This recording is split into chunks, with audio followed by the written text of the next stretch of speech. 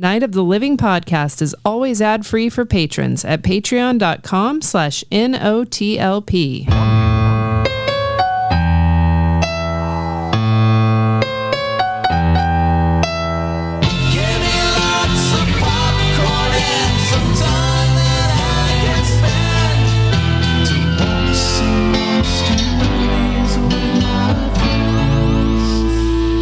Welcome to Night of the Living podcast. We're doing maybe my second favorite theme of the year that we do every year, Hispanic Heritage Month being the first one. But this one, Halloween TV specials. Mm-hmm. There are still some to be found. Oh, there's amazingly so many. It gets more fun the digger you have to deep to find them, I think. Did you say the digger you have to deep? The digger you have to deep. Here's a digger. It's a terrible thing. It's a spoonerism, You're a character. Right? I use spoonerism so bad sometimes. Comes from your mother. Robert Ottone is with us, the author of the vile thing we created. Hells yes. Oh, hi. Hello. Hi. Welcome. Thanks for hanging with us. Thank you for being a guest. Thank you for being a friend. Thank you for having me. And a confidant. In my Thank you for partios. having me. Robert did coverage for Halloween Haunt for us a long, long time ago in a galaxy far away. What was your haunt again? It's called Spooky Walk. It's held at a camp for children with special needs, and all the money goes to them. Nice. That's awesome. Yeah. I Yeah, love it's it. my favorite. That. The ones with the Is that the claws one you're always going feel to this better. week, you said? It is. Yeah, Nice. I'm very excited. I could barely, my knees have deteriorated so much since I've done that report, and it's hard to walk because it's like a 45-minute walk through the woods. So probably a knee replacement in my immediate future. Oh, but no. Yikes. it's worth it for the kids. Yeah. Well, that's true. Go grind your bones together. For the kids. For the kids. Mm-hmm. They love dusty knees, bone dusty knees. Bone dusty knees. So someone who loves children wrote a book called The Vile Thing We Created. Yeah, there you go. Yeah, I don't know. It's a weird, yeah. So it's told from the perspective of Donald Trump's parents. Oh, I'm so topical. Edgy. You ruined the twist It could have ending. been Matt Gaetz's parents. It could have been Marjorie Taylor Greene. Okay. But you've been having a hell of a career, Robert. We're very proud of you. You're a Bram Stoker Award winner now, That's right? crazy. That's yeah, thank you. Yeah, back in June. It's right there. It's like you could sort of see it. On That's the cool. on the old shelf. That's badass. Yeah, That's so cool, I know man. the listeners can't see it. Thank you. Thank you. I slept with it the first night that I had it. No I doubt. was told to. Did you buy a And, dinner? It's been crazy. It's been a lot of fun and very exciting. And I'm very thankful to everybody for their support and kindness with the books and whatnot. It's great. You know, and Right, I- good stuff gonna happen. yeah. I've read Kelley's work a lot, and that inspired me to put together my Oh. first collection in a big way. Thank So you. Aw. I appreciate it. These lonely places, man. They're very, So very kind good. to me. Speaking of lonely, as a writer, that's a solitary thing to be doing for the most part. You can collab, but really when you're sitting down to write, you're by yourself. Freddie, you sit and make music by yourself. Mm-hmm. Kelley, you sit and make music by yourself. Mm-hmm. How do you combat that loneliness? I don't have it. Oh, because you're happy to be alone. I get it bad. Do you really? I do. I came from a job where I was just always around people to working solo. I find ways to reach out to people on Discord and social media throughout the day just to kind of still have that. But what do you do? My wife keeps me super honest. So she works from home. She's a baker. So I get to go and tell her about my ideas, and she tells me whether or not they're dumb. Oh, yeah. So that's always a positive. But yeah, she's always around, and I'm a teacher during the day. So it's I get to write on the weekends, but she's always around too. So it's I'm never super lonely. I don't ever really talk too much about what I'm working on either. I'll tell her. And I'll tell maybe my mom, Mm-hmm. and that's really about it until it's finally done. And then I share it with people, and it's kind of just how it goes. So, I mean, I don't get lonely. I get lonely in like not during the work, but during the like editorial part, like the revision phase is usually pretty lonely, because that's when I feel like that's when the real work is for me. But I like it. Like, it's fun, but it's work. Right. Now, I will say that is what keeps me from being lonely. So when I'm invested in a project like all day long, and like right now, kind of like what you were saying, Robert, my wife is working from home mostly right now too. So she is around, and so that definitely, you know, I've got company all the time. But when she was going in, like the day could get lonely. But that's why I would fill it with you know, my projects. I was supposed to be working, but I filled it with my projects. That's what Nobody a true tells creative an does. employer. But as an art, like I am, that is the one place I am a control freak, is about my creative things. So like I do like to work solo. I think Freddy is just like a gaping open wound at all times in the nicest possible way. So you want to share it all. You want to share the beginning, middle, and end. The process. I like sharing the process of And creativity. so that he's more lonely. So I can't walk through because I work from home. We're all married to our spouse that works from home while we, you know. So like I can't walk through the living room without him going, "Hey, you got a second? You want to listen to this? Hey!" It's goddamn pitiful. Is what it is. And I'm like, I'm just trying to go get some water. Gotta pee. Well, that's I wanted to say, like, I thought it was interesting, the evolution of the new main attraction music, you sharing that with everybody. Because like when I heard the first one, I was like, oh, that's really good. And then like it kept going and going and going. And what it is now, I'm like, oh yeah, no, that's spot on. Oh, well, I still feel like we have a few more edits. It's funny. I never know when something. I'm also, and I'm sure you run into this. Do you like? You don't. It's hard to know when something is right or wrong. Yeah. Nothing's ever done. Yeah, Right. well, that's true. You can revise something until the end of your days. You kind of get Of like your very days. a deeper Of your very understanding days. of George Lucas when you're just spending that much time and how many times he went back. I do because when I go back to old stuff that I've recorded, I will think I would do it differently now. And I don't take things off of there because once someone gets used to a certain version, because I do have this, because I thought about taking some off that were early versions of better produced songs, but I was like, no, some people have like favorited those, so I don't want to fuck up and then them be like, I hate this version. I want them to have the version they want. So That's great you do that because I you know, because of George Lucas. in the emotional attachment, you do get an emotional attachment to the flaws, I think, in something in art more than you do the things that are perfect. Sometimes. You know, like for me at least, like it has to have rough edges somewhere that I can see the humanity in it. And if those rough edges are completely gone, then I'm like, that's just AI might have made this. You know, I don't trust it anymore. There's like, I really want to go back into my first collection and revise everything and make it better. Yeah. Well, you go ahead. You know, no. I just, but like at the same time, for the same reason, like, well, maybe I don't want to go back and revise it because then like it doesn't show the evolution and it doesn't show like, because people still tell me like, oh, I really like that story in that first one. And I'm like, oh, all right, cool. In my mind, I'm like, I would do it so different now. But you know, people still like different things. So It's true. I don't know. It would be weird to go back, I guess.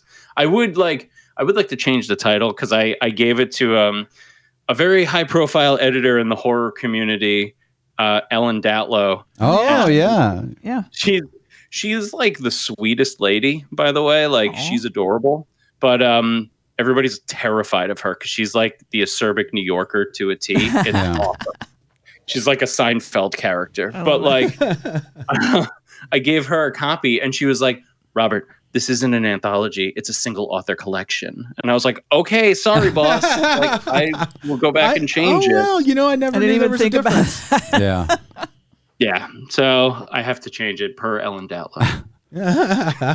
So here's my question. Say Stephen King came out and was like, hey, I went back and I looked at Night Shift and I want to make some changes. So I'm going to release the remix version. He has done that. Yeah, he did it. He's done that a number of what? times. There's a bunch of different versions Am I a of fucking short idiot? stories. No. And frankly, I have where he does the forward and say, I changed this story. If you like the original version, it's in the 3rd edition or whatever. Oh, okay. And then you get into it and you're like, he did change a lot in some of those. Yeah, and some of them. The Gunslinger, he like the first book of the Gunslinger, he retconned completely I mean, some of it's still the same, but to match the rest of the Dark Tower series.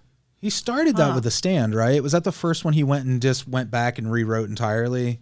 I don't think he rewrote The Stand. They just put stuff back in that it was abridged, and then they they put stuff back in. Oh, you're talking about he threw one out and then had to start from scratch? Well, no, I the way I understood it was some time ago. You think I could just look this up on Google right now, but it's better to live in wonder. It is. You got to remember. I think, and I'll look this up later. Listener, you're welcome to do that right now if you wanna. Let's Google together. I heard that at one point Stephen King just went in and did a rewrite of The Stand, not completely like different book, but a kind of like a revision and released a different version in one of the later editions. Oh, maybe that might sound kind of familiar. Not just the expanded. I see what you're saying. One, yeah. I don't know. I could have imagined that. It does sound familiar, and it does seem like something he would do. I actually, to what Robert was just talking about, I just went through. I did just go through and re-edit my first collection, but it's because I might be able to get it reissued. So they asked to go through and edit. So I did, and it is one of those things because the originals, like you said, and like I said with music, people have the versions they like, but then it did give me an excuse because they're so much tighter and better now. Yeah. So it's a temptation. I get the temptation. I get it. Yeah. I have a kind of a funny story about your collection. Oh yeah. So I got it as a Christmas present from my friend Ty, and he was like, "Oh, open it to this page because it's signed." And I was like, "Oh, cool!" And I was expecting your signature. He signed it. That's awesome. That is awesome. A little motherfucker. That guy gets a Zawo. He gets a Zawo. Amazing. That's You should really sign it. Somehow you guys should get in touch with each other. Well, I will. Then you could be like, now it really you can is. sign yours for me too. Why don't you just fly in? Can you just meet him at like Newark or something, and then you can come back? As a matter of fact, I'm right outside the door. I'm in your living room right now. What? Here, talk to me. It's a David Lynch moment for you. It's like what? Nothing. You go ahead. I was gonna say it's officially, we are fully ensconced in spooky season. Ooh, if you're doing your 31 for 31, you've already started. That's Kelly's book. Kelly, your book's right there. Aww. He was seen it in a while. Kelly wasn't looking at the screen. He was looking across the room. So yeah, look. Thank you. There's his like signature thing. That is really funny. I love it. Thank you. Thank you. We're doing our Halloween league. So our first Night of the Living. Yep. Podcast annual. Freddie. That was totally planned. We're starting our Halloween league, which means we're just all watching the same 31 movies. I'm not doing that. Just I know you're not. Well, I just want to. And Andy's like, I'm not going to do it either because I want to be contrary. I didn't want to take credit for participating in something that I'm not. Sure. Whatevs. You still wearing the walkathon shirt? I have a couple of those walkathon shirts that I didn't participate in, but everyone does sooner or later. Anyway, first day was The Gate. We watched The Gate. Great movie. Night, which it's The Great. It was my pick. Thank you. Yeah. It's great. Put a great The over Great. The Gate. I just realized what you said. It is The Great. And tonight is Demon Wind, and I'm not going to apologize for that. But you should. I will take accolades only. All right. It was my choice. Fair enough.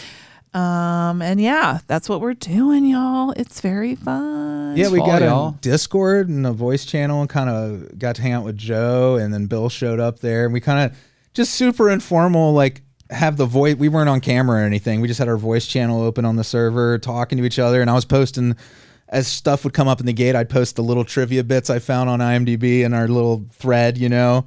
And Bill, who's doing an outstanding job of running all the behind the scenes stuff on that, is like breaking the thread out for each movie. Freddie's so impressed that you can thread things on Discord. It's amazing to me how great and organized that is for an independent, like, you know, well, I mean, it's huge now, but like, okay, it's better than all the other social media. It really is. If you want to join us on our Discord, you have to be a patron, patreon.com/NOTLP. But otherwise, on our socials, we're posting the schedule and all that shit if you want to follow along. And I think you do. There's some good shit on there. I put The Rift on there and Phantasm. Oh, snap. I did send the list to one friend who responded, and I'll tell you later. Actually, I'll tell you now. It was Matt, who used to be on the podcast. Yeah. That sounds like a show like John from Cincinnati or Matt, who used to be on the podcast. Jeff, who lives at home. Matt used to be on the It's a very like IFC show. Matt, who used to be on the podcast, he would say this on the show anyway. He looked at the list and goes, "Ooh, that's going to be a tough run of movies," because he's so picky, though. Well, like some of the stuff on here, some of it's classics and some of it's garbage for sure. But get your fucking just nut up. But some garbage is classic. Yeah, some of it's all fun, like 100% fun. We were like pretty. We said amongst ourselves, please don't give me sad movies. That's not what I'm into. Just glorious trash. Yeah, it's mostly just trash. Glorious trash. I'm trying to get my wife to watch Phantasm, and she's like putting up such resistance. She hates that movie so much, and I'm like, but it's Phantasm. Yes. Does your has she seen the other ones? She hasn't, so she doesn't know how bad they could be. They get so like. What she needs to know is that Phantasm 1 is high goddamn art. It is compared to the rest of them. I'm such a sucker for the fourth one, though. Like, I love that fourth one. I liked it too. I think that's my second favorite. You know what's funny? Series. The first time through, I did not like 4 and 5. 5's garbage, but this time I found something that I really liked in all 5 movies, including the last one, which the first time through I was like, this is awful. I don't like where they went with the characters, the story, or anything. This time through, being already resigned to all the stuff I didn't like coming, I started noticing things where I'm like, it was Coscarelli's thing from the word go till the end. And it really, I love that he kept his cast mostly together, except for in part 2, where they had a different actor playing Michael. But like the fact that there's something about that that's magical, where you spent your lifetime making movies with your friends, and they still have, this arc to them. The characters, even though Reggie Bannister and what's the name of Michael Baldwin, right? Yeah, the two of them. They're like one of a kind. They're watching them play off each other. It's like a freaking treat. I wouldn't want, I wouldn't want like an A-list. I agree with you. Sure. It's not a trick. Great. Will you stop I'm squeaking I don't your chair against the wall? Robert probably can't hear the squeaking, but like when my pleather chair touches the wall, it makes a squeaking sound. It does. Quit rubbing. All right, I'm sorry. It's terrible. It's not your fault. Or is it? If you do hear it, tell me. Just say, hey, you're squeaking. We'll let you know. It's probably well before he gets to it. I'll probably know what you mean. So, Kelley, how are you going to mark the spooky season without watching 31 movies? It's always spooky season in my heart. Okay. Yeah. You're not going to spend 60 hours in front of the TV this month. No, we will definitely watch some things. Like, that's a lot for us? It's not for us. Yeah. Normal people, it is a lot. I don't watch that much, as you know, anyway. But Something Bit Me is a good... Something Bit Me? It's fun. We were in the woods yesterday, hiking. Yeah, were you thinking about it? I did. We were talking about it. What if, right now, something bit me? Yeah. Well, thankfully, and like the show, you don't have to worry about anything venomous. Well, we're talking about that Nat Geo show, Something Bit Me. Something Bit Me. This is an animal attack show. Yeah. No, I've never watched any of the. You've mentioned them on the show, and I'm like, I gotta watch these. They're so fucking entertaining. It's like true crime, but all the perps are animals, but with animal attacks. And there's like part of you, it's like unless they kill an animal. I don't like when they kill an animal, but like if they don't, it's like we reconnected with nature. And like some people would say like, oh, you should, but that person got mauled. I get it, but like it is nice to see that when we step into nature, we're still treated as nature by nature. I always love it when someone's entire skull has been degloved and they're like, I don't blame the puma. Well, I don't think there were dead animals to see at the nature center, which is an odd thing. Yeah. To see just pelts. Yeah. That you can just touch and feel. And they're just deflated, scooped out animals. That's the name of my favorite taxidermy shop. Deflated, scooped out. Yeah. Seriously, though, I didn't know what to do with that. It was very weird. I mean, I get it. It's kind of cool to be able to touch these animals. I'll never be able to like find a red fox in the wild. Oh, we have red foxes in this neighborhood. Oh, we do? Yeah. Well, they're not going to let me touch them. Well, no, you won't be able to touch it. You're going to get rabies, aren't you? Yeah, that's a bad idea. They had a beaver pelt. That's Beaver pretty tails cool. are weird. Yeah. Like in a fun way. Why are they weird? They're Why like- are they weird? Because they're made of Scaly. waffles. They're made of scaly. They're not furry. According to cartoons. They're like a platypus. Like It's like leathery? yeah. It's weird because the rest of them's all furry. At Yeah. one point, it did lead to the conversation of why do they call vagina beaver sometimes. Yeah, we did talk about that for a while. We were like, Oh, yeah. we were looking Right. for clues. Terry. Yeah, I was like, it has to be the buck teeth in the hair. I think the buck teeth are probably not a part of it at all. I think beaver was a popular animal for fur traders, and that's probably that was why probably it was just because it was the chosen. most common fur. Because it was valuable. Makes some sense. way. I don't mean to take the humor out of the situation. No, I mean, well, I meant legitimately the Oh, buck then good. teeth could be the labia majora. I think. Well, Freddie. I'm just saying. Anyway, I think that's the first time I've heard that on this show, labia majora. that's weird. I doubt that. That's weird to know. know, man. I feel like it Yeah. has. you're just inured Many to years. it. Like you don't hear it anymore, even outside because of us. It's Andy's fault that we have these conversations Well, about of course. etymology because Andy asks questions. It's whenever you go somewhere with Andy, it's like bringing a curious child with you, which is awesome 99% of the We time. couldn't. But so then we're you out in can't the come woods. up with answers. We couldn't get a signal. Like our phones just did not work, and that has been a while for me since that last happened, and that's very disquieting. It's when you realize how many times you need to Google beaver. Yes, like I needed to know. Anyway, Well, there you go. there you go, Beaver. beaver. Yeah.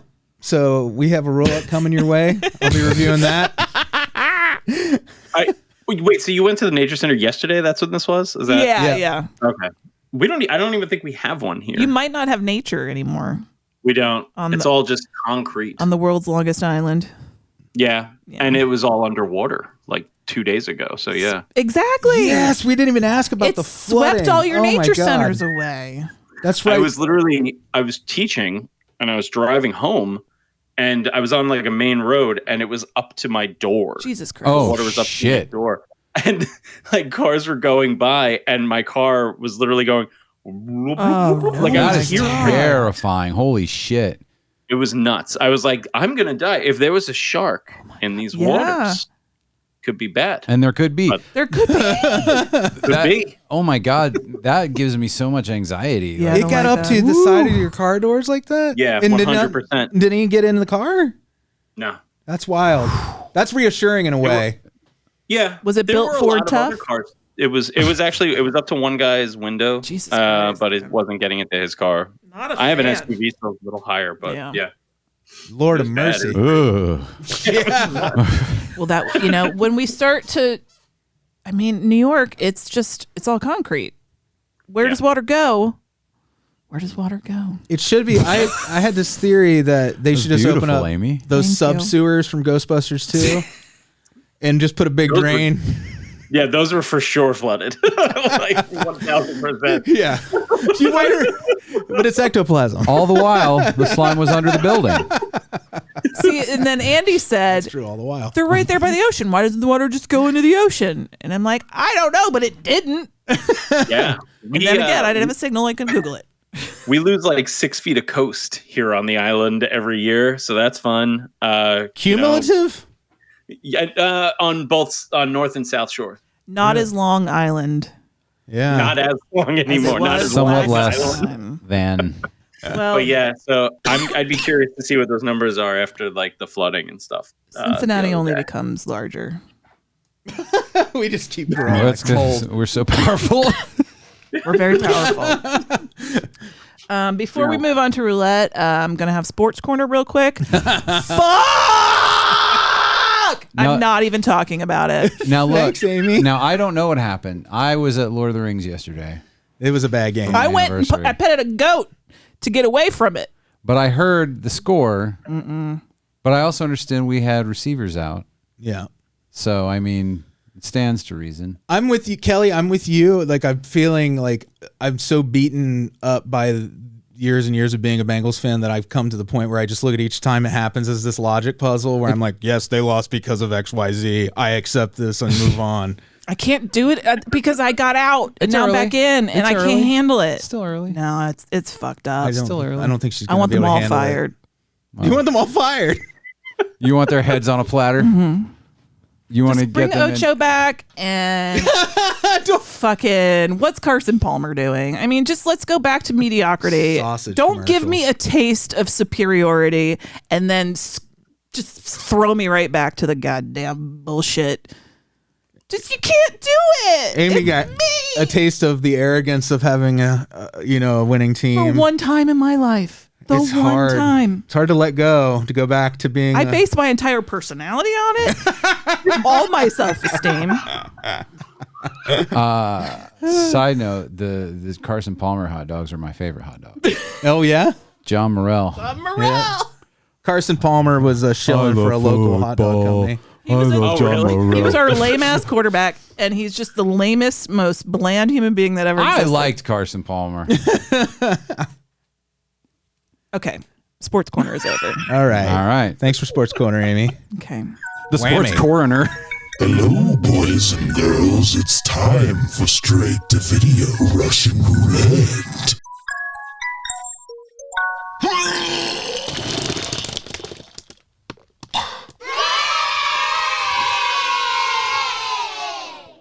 I said sports coroner. I think you're a genius. Because that's what it feels like. Something died. That's what it smells We do like. need a coroner. We need a vet to check out our big cat. It's got nice. diarrhea, clearly. So Freddie walked into this room this morning, Yeah. looked at me and said, "Who had the roulette movie?" Which I had watched it already. He'd already watched it. To be fair, No. I had a lot going on. And then I got confused, even though I had just watched this yesterday in preparation to talk about it today. Somehow today I'd forgotten that completely that had ever happened. So I'm not worried take about that you. for what it is. I did volunteer to watch it for you guys to give you a week off. Oh, Have you watched Did you it? watch it? What is it? It's called No One Will Save You. So no. Oh, that's the Hulu. the alien thing. Yes. Yeah, I keep meaning to. I haven't. Watched Oh, darn. I was hoping you had, because then we could talk about it together. Like, I somehow missed that in the email. Again, probably not the best person to be relied upon for absorbing information I'm learning about myself. At Doing this age. fine? No One Will Save You? By the director of Spontaneous, which, if you haven't seen, is also really fun. A movie where these kids catch a disease and it makes them spontaneously combust. At certain specific random occurrences, like you don't know fun. if or when it's going to happen. I get you. And it has a love story built into it, which is also really good. So this one kicks off with this kind of hipstery. She reminds me of, is it Emily Browning, the one who was in Lemony Snicket's or whatever? Yeah. And then she had that big career after. Caitlin Deaver, right? Is her Is name? this the actress in this is Caitlin Deaver? Yeah, she reminds me a lot of her. She is living, she's maybe 21, 22-year-old girl living in this remote 2-story or story and a half farmhouse. Opens up with her hanging around the cemetery and at her, I presume her mother's grave. She sees the local postman there off in the distance delivering a package. And she's upset because she doesn't catch him in time. She's been writing a letter to her friend Maud. And this movie has a lot of these moments of her writing pen and paper letters. And she's dresses in kind of vintage clothes. So at first, I thought this was set in maybe another era until you see the mail truck is a late model mail truck. And you're like, oh, guess not. Maybe she's just some sort of hipster. And she ends up in this beautiful farmhouse where she's been living and writing these letters to Maud. And then it's no spoiler to say that in the night, there's a classic little gray alien close encounter of the third kind in the old farmhouse, and she has to fend off capture for the rest of the movie as cat and mouse. But it's really beautifully and artfully done. That sounds pretty cool. It's really good. Yeah? It's so worth watching. It sounds good. I would put it I would say for what it is. Did you like Signs? Yeah, I liked 2/3 of it. Yes, I did. Yeah. This is for people who like 2/3 of Signs. I was going to say it sounds like the good parts of Signs. It's the good parts of Signs. It's exactly what it is. Which I love. I actually love the good Yeah. parts of Signs. It's a movie I would still watch despite hating The certain end, parts of it. yeah. Yeah. This movie has a great ending. Yeah. So I might watch that. I love Signs. That's my favorite Shyamalan movie. It would. Yeah. It's pretty great, man. It's a good one. It really is. That was his second one, right? Third. Third. Yeah. Yeah, after Unbreakable. Unbreakable. Okay. Unbreakable.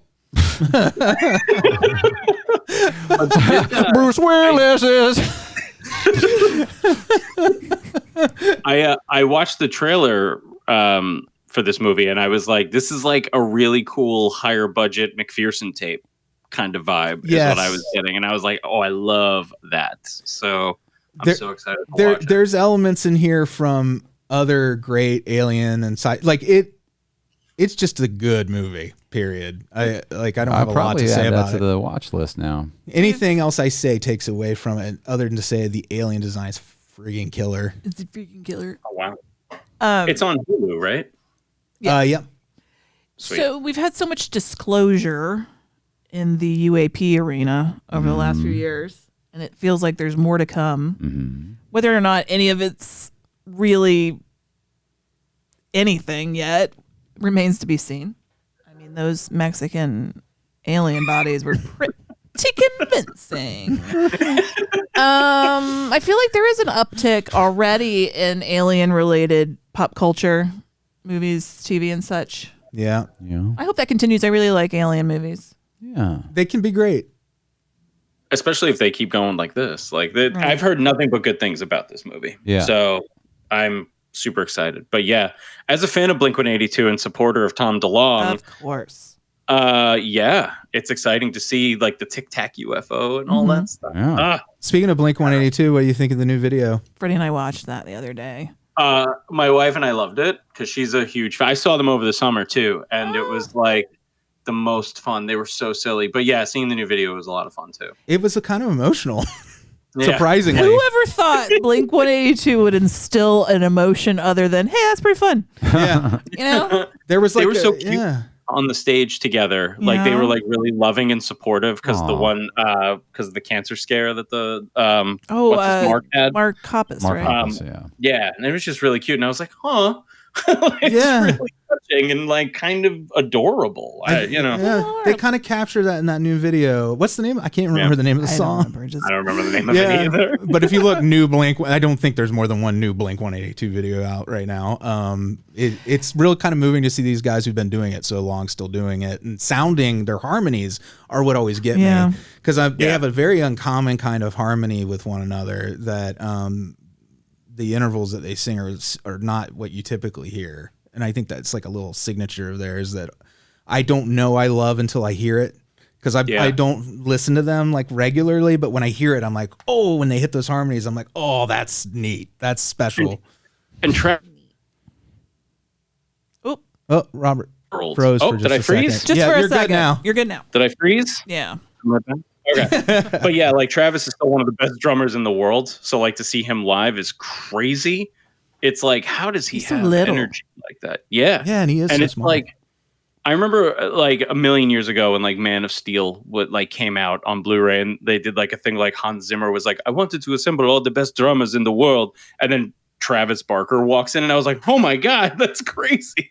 It was cool. like him and a bunch of other cool guys just drumming That's like awesome. crazy. That's that documentary they did with the giant drum circle. Yep. I watched that too. That was really good. So awesome. Yeah. I'm going to a drum circle. Yeah. Other Cooler than it sounds, Amy. UFO band related news. The Foo Fighters are coming to Cincinnati next year. Oh, damn. Ooh. We are getting more fancy concerts. Now that Tay-Tay came through, everybody else is like, oh, Cincinnati exists. Yeah.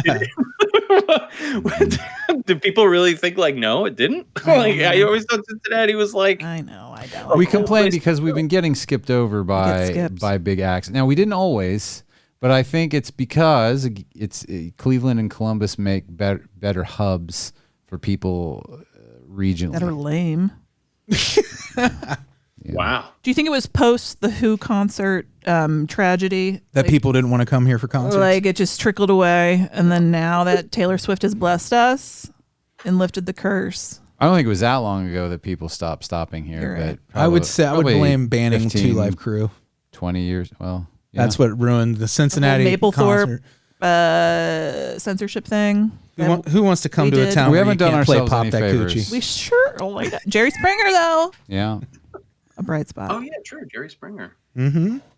All right. Well, this true. was a fun tangent. Was that the shortest straight-to-video Russian roulette that you've ever done? No, probably not. No, it's hard to do when you like the movie and you don't want to Yeah. share too much, which is why we had to fluff a little with Blink 182 and stuff.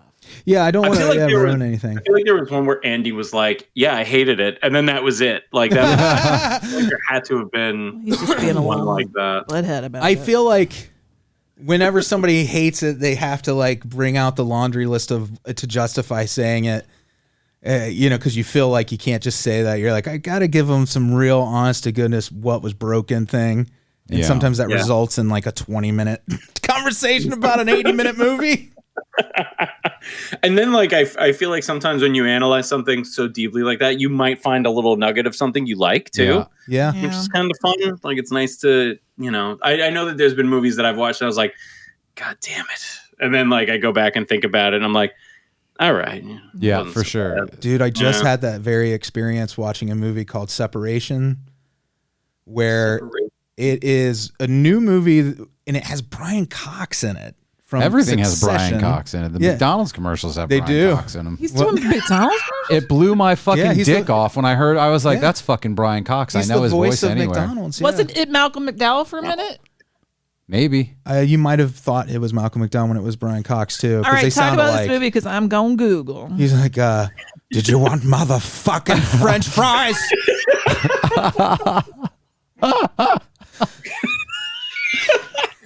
I just call him Secession now because my wife was like so into that show, and I hated that show. My kid, I love it. My kids were, and I don't. I've never watched it, but I've heard so much of it, and I can't with that. Yeah. No, it's just I could understand why you would hate it for sure. The characters are awful. But that's the comedy. For me, I watch it the same way I watch Arrested Development, or to me, it's a comedy, and the darker bits of it are just really dark comedy. Yeah. And then I laugh and laugh and laugh. Like, And I laugh. and then I just laugh. I tried to get into Arrested Development like so many times, and there's literally only one episode that cracks me up, and it's when there's always money in the banana stand thing. Oh yeah. Literally, it's always that one joke when they're just like, "Oh, you burned it that," and he's like, "Oh, most definitely." When the guy just, "Oh, most definitely," like that, it kills me every time. Like that's the part, and then I'm just like, I can't stick with it. I can't hang. You probably will feel the same way about Separation if you try to watch it, but it's actually it's like if the Lifetime, I describe it as if the Lifetime movie network tried to make Sinister. Or it's got that vibe of, it's very much like the That's one, intense. like a Wannaverse movie, but very mellow, like even more melodramatic. And also they put really great actors in it with this ridiculous, stupid screenplay. So it's really fun to watch because you're like, the guy's like a comic book artist who is divorcing his trust fund wife, and they're having a custody battle over their little girl. And Brian Cox is the father-in-law who, after the wife is hit by a car and dies, is trying to get custody of the little girl. But the dad is like a comic book artist, and there's all the guy who runs his label, the comic book label, is into taking like hallucinogens and spiritual shit. So he's the one who's like warning him against stuff. Yeah, like he'll bring in drawings into his office. He's like, "These have real darkness. This is what I'm talking about." and then he'll be like, All right. Yeah, it's so dumb. It's so dumb. It's delightfully stupid. Watch that if you Dare. Really, if you dare to enjoy some garbage. All right. Thank you, darling. You're welcome. All right. So the movie for next week is called Killer Book Club. It's on Netflix. 8 horror-loving friends fight for their lives when a killer clown who seems to know the grim secret they share begins to pick them off one by one. It's Spanish. Oh, Spanish clowns. So it's going to be better so clowning. cool. España. All right. We're spinning the wheel of frivolity. Oh. Ozempic, it's me. Oh, thank God. I will be watching Killer Book Club. Did you not want to watch a Spanish clown movie about a book club? No. I didn't.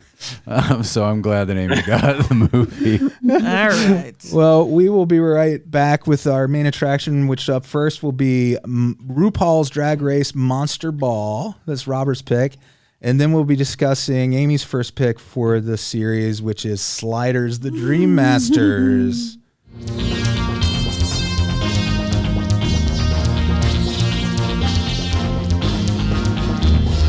Turn out lights, it's the main attraction. I really missed the Quiet Riot main attraction, but what can you do? I don't want to get sued. I love that song. RuPaul's Drag Race. This was awesome. Start your engines. This was so fun. I forgot about this season and I forgot about this episode.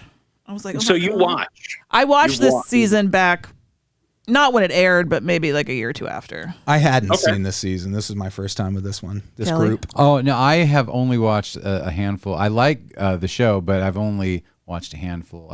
I still need to go and just begin and go through it, but I do Has to love go it. begin. The shared universe. I to get remember through, learn all the backstories. this season, it was 11, right? Season 11. Yes. This was season 11. Yep. Had Nina West, who is Yes. from Columbus. She's a Columbus drag queen. So that was a nice Ohio connection. And Nina West is awesome because they're very much a sort of like very at the forefront of everything with, gay and lesbian and trans rights and stuff like that. And it's always Activism, awesome yeah. to see Nina West. Yeah. Yeah. Very good at articulating the things and be and a good speaker and a good representative. I don't mean to say that every other drag queen mumbles. I'm just saying I like the way she puts her words together. Okay. Was she Miss Congeniality this season? She was Miss Congeniality this season. That's correct. Which Sorry one? to Can you spoil it. describe her to me again? She's the one who had the old fashioned like witch costume on with the flames. That and one. okay. That was And then my the favorite. Little Shop of Horrors. Yeah. Oh, Okay, yeah. anyway. Those, all hers were great. Her aesthetic is very like 50s, 60s kind of vibe. That's very much Nina West in general. But yeah, her looks were some of my favorite for sure. I just love this episode so much. I love this season. I love who wins. Can I say who wins? Yeah. Yeah. Evie Oddly Yeah. ends Oh, up shit. winning. Well, she was Who trying is- real hard. Yeah. Take no prisoners, man. This season has a lot of really cool, fun, memorable moments in like Drag Race history. Probably one of the greatest lip sync for your lives ever between Evie Oddly and Brooklyn Heights. Two Oh of shit! the I best remember dancers. that. Great fall Yeah. too. Very dramatic. Oh my God. Wasn't that horrifying when that happened? It was, On but this I'd actually episode. forgotten about that. Yeah. that's part of what I missed about, because we used to watch this show a lot. We used to get together and watch it when it aired and everything. And it's just funny that I love the familiar beats of RuPaul's Drag Race where you know what the editors are looking for. And they're like, here comes the fall. Here comes it's the end of the world music. That little sting. Yeah. Every time someone trips a little bit, they're like, slow-mo. That's great. There's always like the trajectory they look for with what they call, and this is like an unkind term, I guess, but like the quote unquote filler queens who are Yeah. just there to like be meat for the beast of the They're show. just cannon fodder. Yeah. And specifically in her case, Ariel, I think was Yeah. the one herself. she was quite good, but like she really did not turn it out for this runway. Well, she didn't do a scary, she did a mermaid. No. Yeah. She looked, I was like, oh wait, that's Ms. Cracker. Oh no, wait, that's not Ms. Cracker. That's the ice skating one. Who was the ice skating one? Denali. Yeah.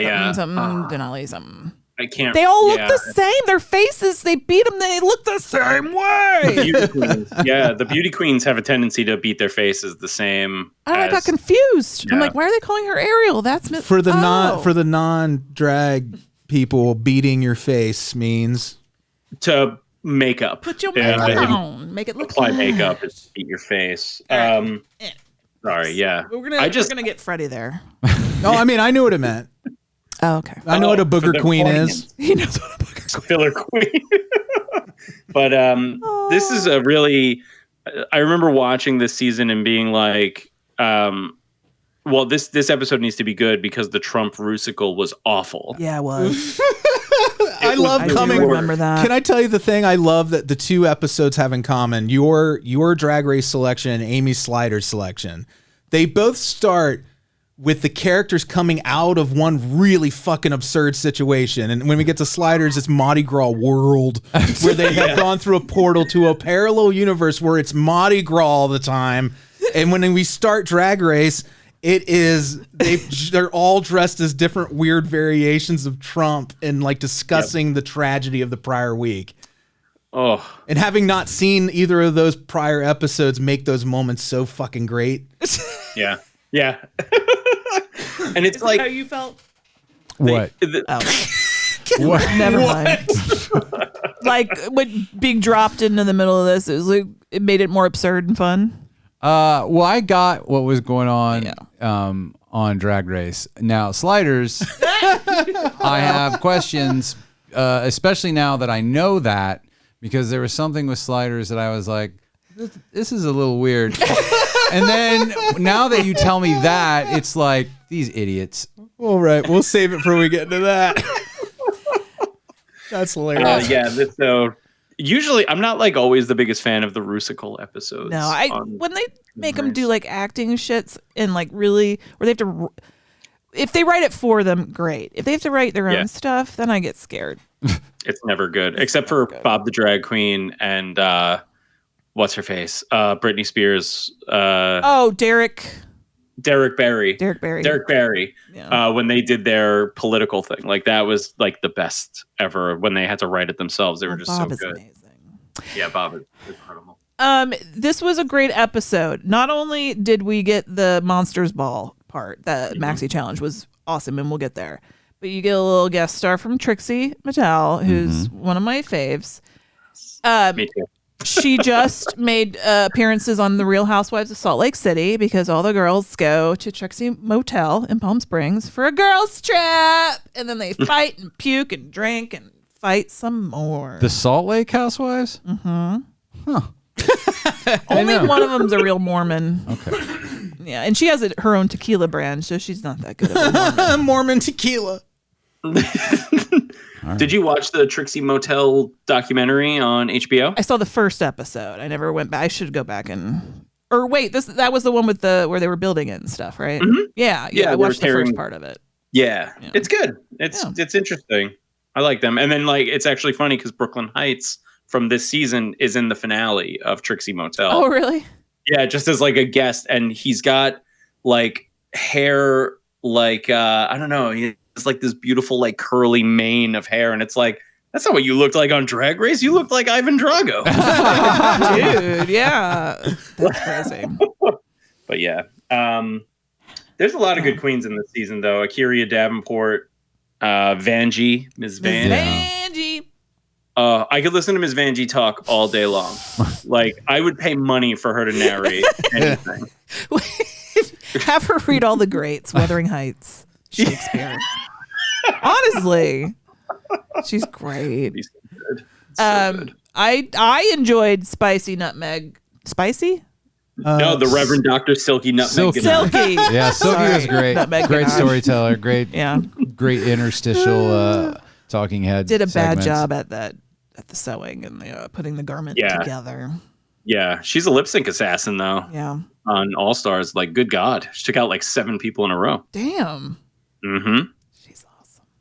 Yeah, she's awesome. How do we want to do talk? You want to do segments? The Monsters Ball. Well, first you had first was Trampy Trick or Treaters. Yeah. That was the first look. Yeah. So I asked myself, what would I go with? And my initial thought was pirate. So I would do Trampy Pirate. Mm-hmm. What was if you had to do Trampy Trick or Treater, what would you tramp it up as?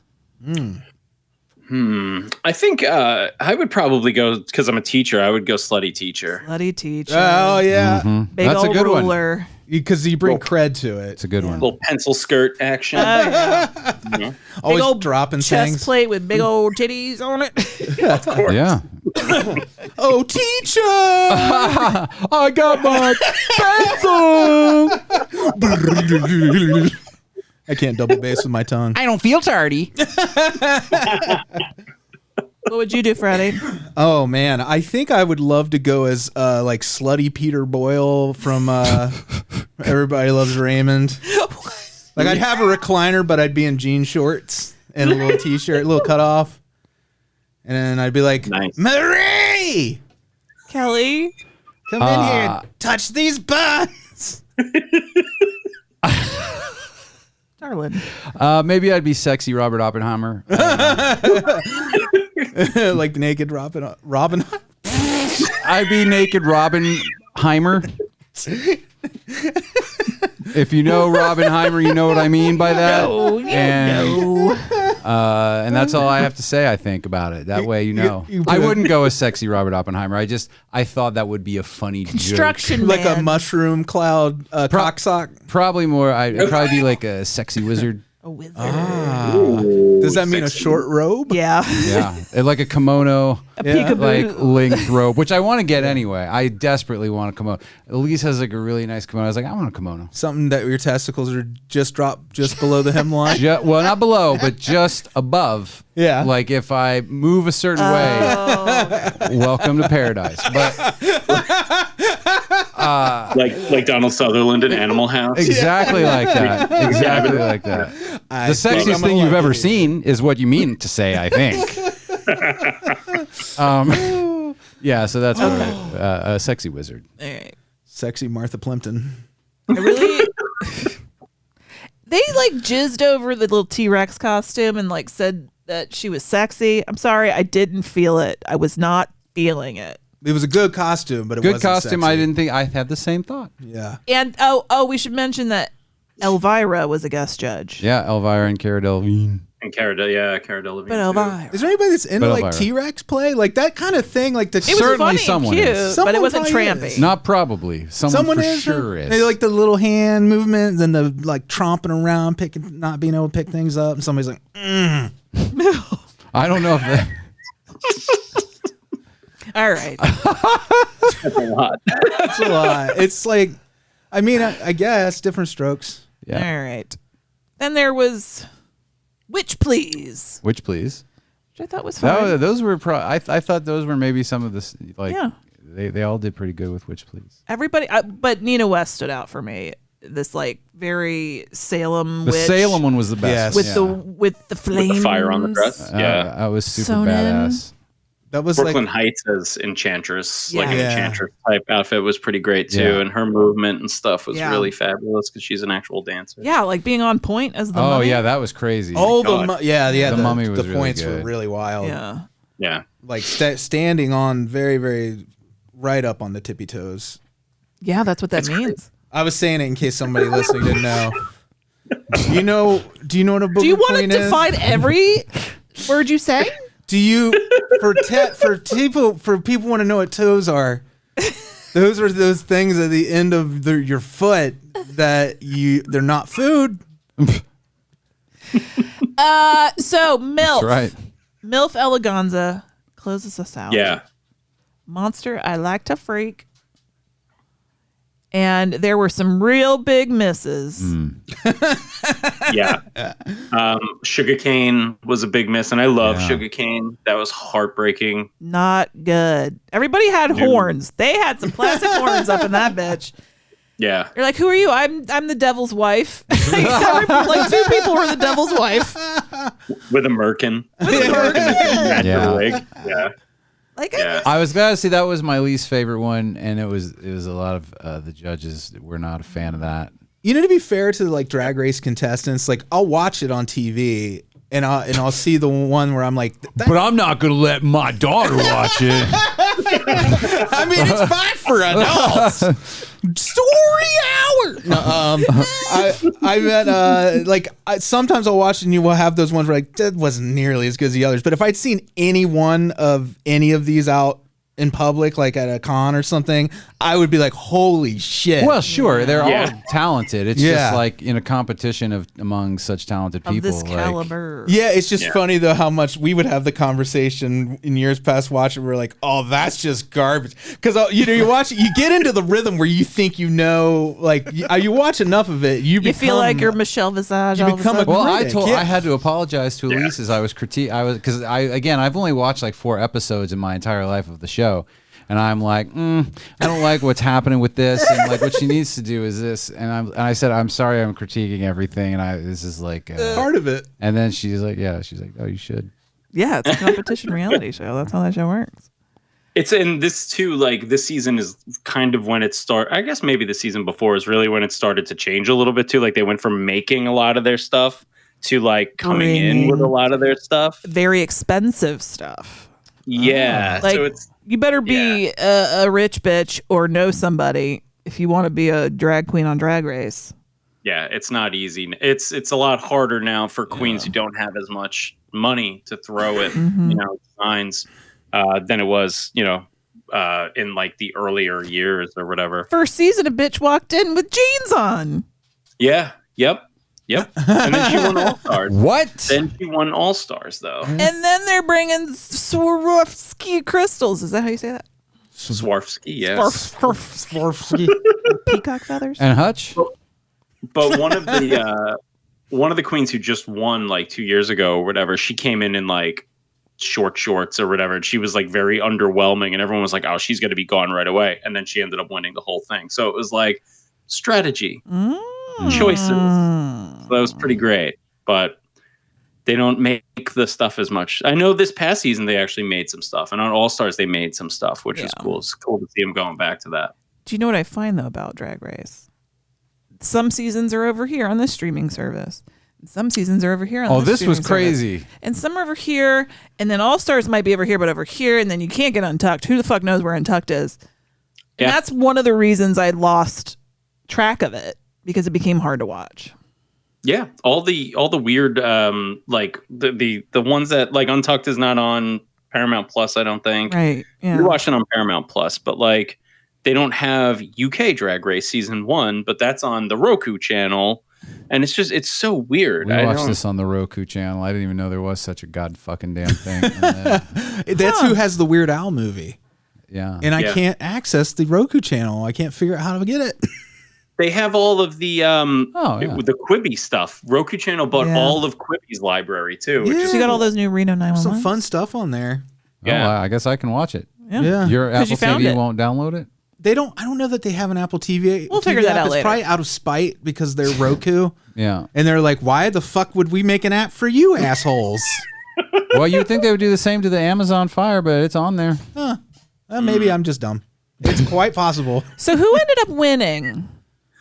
Brooklyn Heights. That's won. right. Because she was consistent. She was all 3 of her looks were fantastic, and coming out on point is crazy. I know. That was really a flex. That was a huge flex. Remember we talked about the mummy thing being inherently kind of sexy. We had That was what I conversation. said. If somebody said monster I'd like to freak, I would go with mummy, because you can make it very form-fitting. You can be very sexy in that if you needed to. Yeah. Yeah. And I like the little moment between Brooklyn Heights and the Reverend Dr. Silky Nutmeg Ganache when they were making fun of each other's drag in the workroom. It was so awesome. I love that name. I love that you know that entire name. So I'll tell you this, like I was watching All Stars one night with the wife because she loves Drag Race too. And she got eliminated. So the Reverend Doctor got eliminated. They brought her back. And like when they brought her back, we were drinking all night. We were drinking bottles of wine. So then the Reverend Doctor comes out and literally my face was like this. I went, He is almost Macaulay Culkin from Home. Yeah, basically.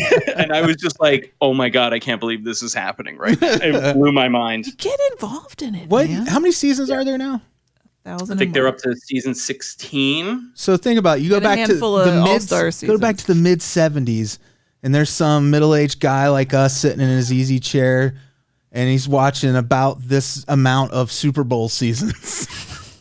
And he's talking about this amount of Super Bowl seasons. The greatest team! It's going to be, in future generations, I feel like there's going to be like old men sitting in rocking chairs talking about their favorite drag queens. It's going to be you, Robert. 100%. Among a lot of other men. Still nothing is top season 6 for me, but it was my first. Very quotable. Could not agree with you more about season 6. It is very quotable. Very quotable. Yeah. Everything that happens is so quotable. The stuff that I love is like when they do callbacks to things, and like when they mention like a line from Paris is burning. Mm-hmm. Like when they do like touch this skin, touch all the skin. Yeah, let's go. It's such I get so excited, but I agree 4, 5, and 6. I know a lot of people feel that way, but like it's kind of true. 4, 5, and 6. Yeah, they were really good. Even Trixie and Katya who were both on season 7 were like, they knew 6 was the last good one. Yeah. You know what stuck with us from, speaking of quotes from there, was one, "This is the moment." I can't remember what season or who said it, but we laughed and got a lot of mileage out of where she grabbed the other queen's shoulders and looked in her eyes and went, "This is the moment." And we did that to each other for a long time. I try to remember next time it's the moment. Okay, so moving on. Wait, Kelley, did you have something else to say about Drag Race? No. Okay. Taking a step down in quality, a large step down. At least a step. Maybe a little cliff, like a fall off a cliff.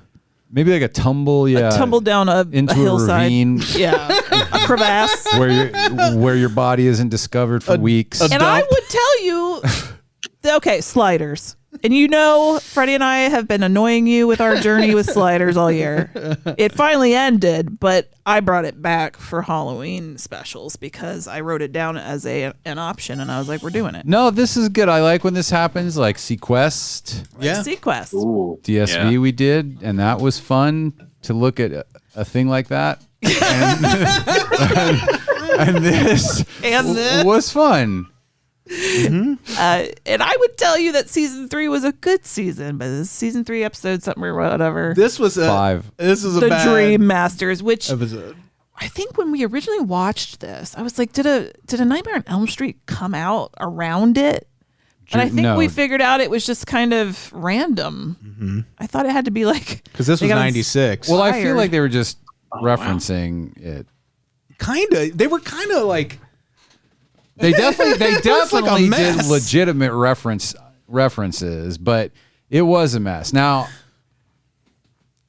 I want to say this before we get anywhere, and it doesn't matter what order we go in, but no, you can do whatever you want. So they were in a Mardi Gras world.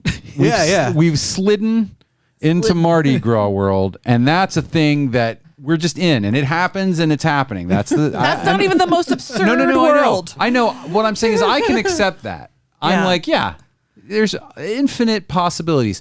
We get to this world, and John Rhys Davies is like, telekinesis? Absurd. Like, what? You're sliding from dimension to dimension, and you're skeptical about this? You still have a Bahama Mama and beads on. Like, what is wrong? Yeah. The show is full of that. It's bad. Mel Torme's son created it. Yeah. That should tell you something. But I did love Zach Ward. When I was like, this guy's the only one that's trying. And then I found out it was Zach Ward, and I was like, I'm excited. He's the Brad Dourif of this episode. Just like in The Gate. Yeah. Kenny. I thought it was cool because he was in Freddy vs. Jason also. Yeah. And I was like, he's doing Freddy, but he was in Freddy. Right? I didn't think about that. As Tri-State Connection. Right there. Amy clocked that it was Kenny Johnson playing his buddy, one of the other. No, he wasn't a buddy. No, it was the guy he killed in the beginning. Well, his buddy he killed. The guy from Blayne. He was Blade. The Shield and Bates Motel. And this was probably one of his early acting jobs. And he gets killed. He doesn't do a lot. Because they can kill you in your dreams, and everybody's afraid of the Dream Masters because they can go into your dreams, man. I could was it everyone in the whole world knew about this one group of people, or because it seemed like it was just in that weird little beach town? Yeah, Santa Monica. Yeah, is that where they were? I think that's where they filmed it. Didn't they? They moved. Remember, they originally were sliding into San Francisco, but then I think they were like, "This is too expensive to find places that look like San Francisco." Yeah.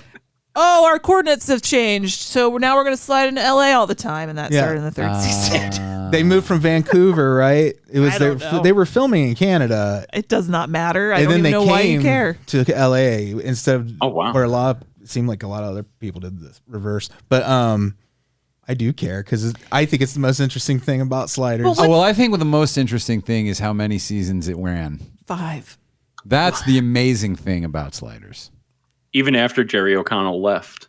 Yeah. It's amazing. Yeah, you have a whole season without 2 of the main characters.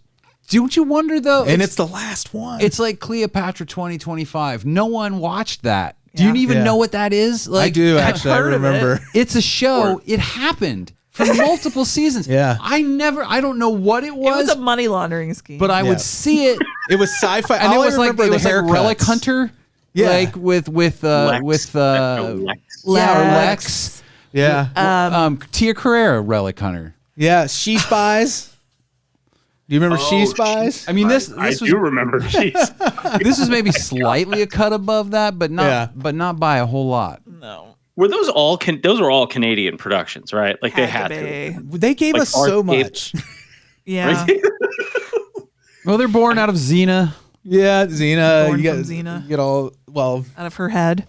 All right, so the basic plot is the Wade, the girl that's part of the Sliders group, she gets targeted by the Dream Master because she's not putting up with his garbage. Zach Ward is like being a real dick bag, and she's like, punches him. yeah, she's like, "You're such a dick," punch, and he's like, "Guess what I'm gonna do?" And he gets into her dreams, and she's trapped in there. They figure out some place to bring her. And the thing they do is they turn everyone's dream into a Halloween haunt. Yeah. Yeah. Whatever you most fear. And it's always like a red light. That's what everyone fears. Nightmare on Elm Street, man. It's a red light. Like, she's like, I'm afraid of being cut Noises. a lot and bleeding to death. And I'm like, okay, that's a pretty unique fear. That's pretty quiet. That's wild. People are afraid of noises. Yeah. Whisperings. Thing was weird. That was weird to me. Like that they had the pentagram on their hands. And I was like, hands. what's that got to do with dreams? Shouldn't it be like a little crescent moon? Something. Like with like some Z's? But they had the drug in their pentagram, and the drug is how they did it. We I put guess. it in a moon too.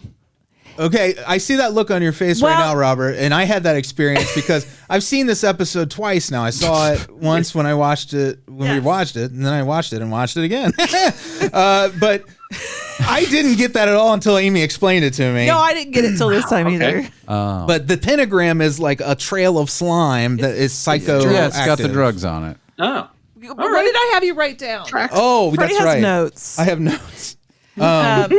The quote was was this John Rhys Davies who said this? Psychotropically induced stigmata. Yeah, that's what he said. Yes. And I laughed. When that line happened, I laughed out. I lulled. Yeah, because he shows up and Wade, the one who's being targeted by the Dream Masters, is bleeding through the sheets.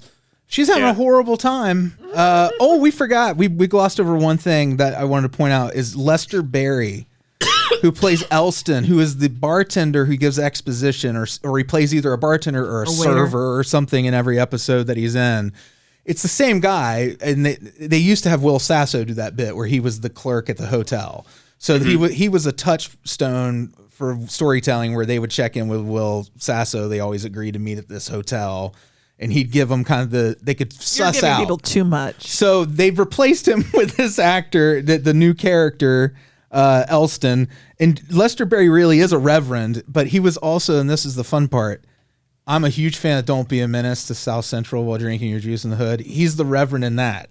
Oh. And he's the guy in this episode. He has the green hair in this one because it's a parallel dimension where you have a little bit of green hair. And then, Sure.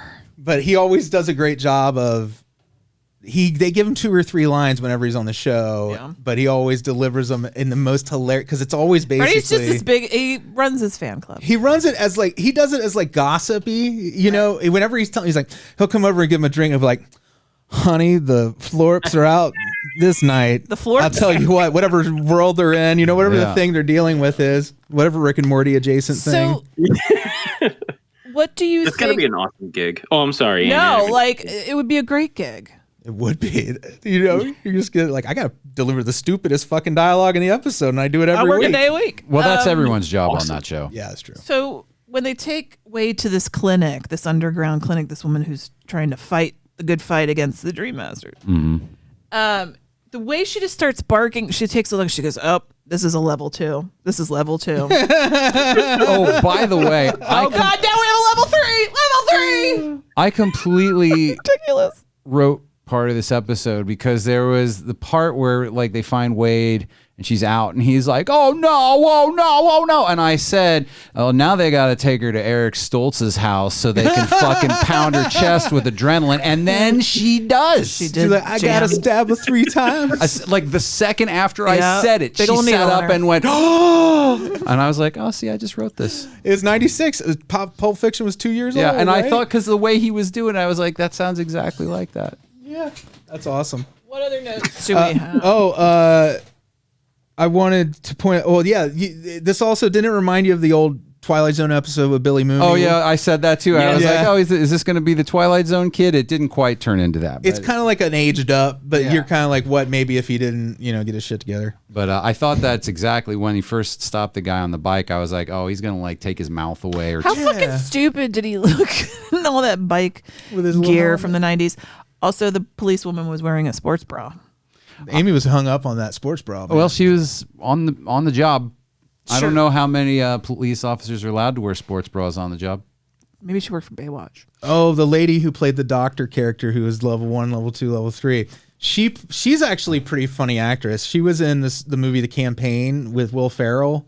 She played his wife. It's the one where Zach Galifianakis is running for president.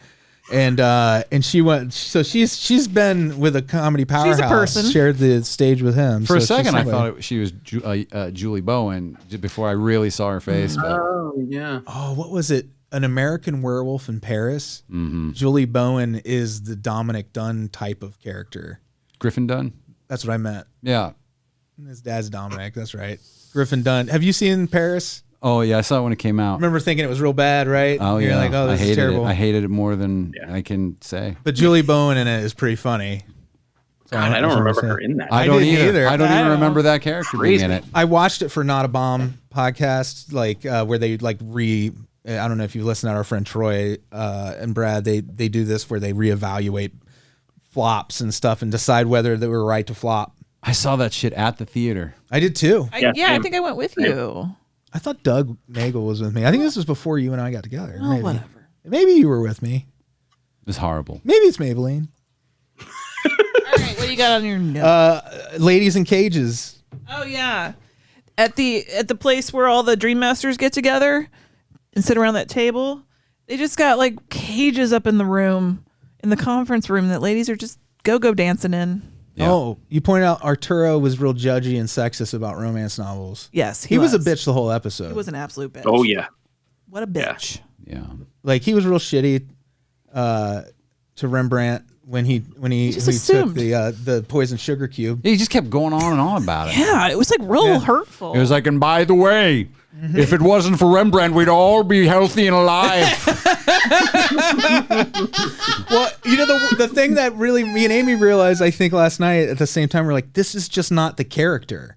No, And that's why it was like it was jarring. He's like a nurturing, sweet character, and then one episode he's like completely insensitive. Isn't that why he wanted to leave? Like, is it because he was like not happy with the Yeah. writing at the time or whatever? Oh, There was, like, leaves at really? the end of this writer. season, and he was right Yeah. too. Yeah. I got a double dose of Rhys Davies yesterday. Oh, really? What? Oh, you did. You Lord of the did. Rings. Yeah, Yeah. Two Towers. Yeah. Was it great? Of course it was great. I had a great time with the first one. Of course it was great. We watch that on New Year's Eve every Nice. year, the extended cuts, and my wife makes a full Hobbit feast. That's amazing. Oh, That's unbelievable. That's what our local movie theaters have been. They show old classics, and so they are running all three and in the extended version form. Awesome. So yeah, it was really cool to see that on, and it was on the great big screen too. yeah. So, They did that. I got to go to the first one with Kelley, and it was really cool. so 2 weeks, Return of the King. Return of the King is in 2 weeks. I'll probably be there for that one. I was in I Yellow cried. Springs. I cry at all the same parts every single same. time I watch those movies. Same, every time. same. You know what always gets me in those? It's always it's either Samwise or Smeagol. It's one of the two of them are the ones that always get me emotional with that story. Amy took the notes away from me because I'm talking about Lord of the Rings. Anyway, that's my fault. Yeah, sorry. I'm sorry. I was gonna Amy. tell you my part that makes me cry, but I don't want to. No, she's we have to she's know scrolling. What's the part? now. The friendship between Gimli and Legolas. Legolas. Yeah, See, there's so many things. I got to tell you, I get choked up just at the opening when the title shows up and the music comes in, just because I'm so attached to these. That Kate part. Blanchett's voice. Yeah. Oh my God. Samwise is talking about carrying Frodo at one point. That's always gets me. That's in Return of the King. Yeah. And then Gandalf says the thing about mercy is the thing that might save us all. Well, is that right? Bilbo's pity might rule the fate of many. Thank you. I knew you would know the exact quote. Or it's very close to that. Pretty close. I made the observations that the Dream Masters, I believe, are all just incels. Oh, for sure. Well, they say they are. But now she more or thinks that less. about us after this Lord of the Rings Maybe a conversation little. too. I've never been Cell. You've never been Sal. Never. He's like involuntary In or not. otherwise. I mean, that's their thing, right? Like, I'm going to get this chick and I'm going to do what I want with her. And then I'm Yeah, gonna kill that's their her. thing. Yeah, that explains the women in cages thing too. It's Yeah, like totally. it's such a dorky so fucking dorky. Like, come on, man. Has the episode of Sliders become one of those things that as you think about it, you're like, oh man, thematically pretty tight. Well, apparently. Even the pentagram, like, oh, it's so dark and cool. Like, and they just The lead Edgelord with their stuff. hands up. Like They dorks. follow this real bitch of an authority figure. Michael like, DeBar. The character actor. Desbarres. He was on Seinfeld. He ran the restaurant on the Smelly Car episode. He's a great character actor who plays he's the leader of them, right? Yeah. He's like Yeah. the head he's the Dream professor. Master. He's a university professor, which you can be, I guess, even though you do this horrible thing. Was he in Ghoulies? I don't know. Remember? I I feel like I've seen him in everything. Probably I feel like I saw him in like a subspecies, like a full moon something or other along the line. I can't remember exactly what. Why did we write down the quote, remember us when you are the master of dreams? Because did you just hear yourself say it? It's when they're sucking up to Zach Ward, all the minor incels. Oh, yeah, remember us.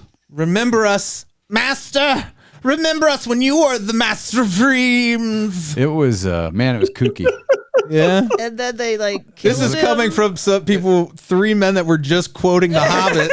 This is a kooky show. The Hobbit's real. That's good. That's real. No, but it's just funny. They're like, remember me when you were the master of dreams. It sounds like it could also be from The Hobbit. Let's be real. Well, it would make sense there. Right. I did like when the snakes were coming out of the wall. Like, I know, like, we're supposed to be like, oh, it doesn't look good or whatever, but like, it looked cool. Like, it still looked cool. I thought the fireball looked pretty okay. They mostly had the eye line right between Rembrandt and the snake. Except for the back. When it would strike the back of the cobra, and it would be in Rembrandt's face. The movement was just like 2 frames. It was like 1 frame forward, 1 frame back. And he's like, something bit me. Or It's so crazy. Zachward pushing through the wall. That's my favorite. Very, very Nightmare on Elm Street. Yeah, and the way it looks like he's being born. Yeah. His face comes out and the door just kind of smears around it. Yeah. He has that like Freddy Krueger-y sharp face too. He does. It's kind He of does. weird that they were never like, yeah, let's get Rorschach to be the star of the remake. And it's like, well, he could Yeah. He looks like Zach him already. Ward has the Ward. personality to play Freddy Krueger He'd too. already basically done it Yeah, he in could this do it. episode. He did it. That was probably his doesn't- audition. He probably doesn't put this on his resume. No, I wouldn't. If this gets to Zach Ward, where are we at on that? Okay. All right, we have talked entirely too much. I could go all night. I enjoyed watching Sliders, to be honest. Glad. Oh, I had a good time. It was. did. It was. It's a fun little lark. There are legit good episodes Oh, of Sliders. Oh well, I mean, Come all the way down. sometimes, no, there are.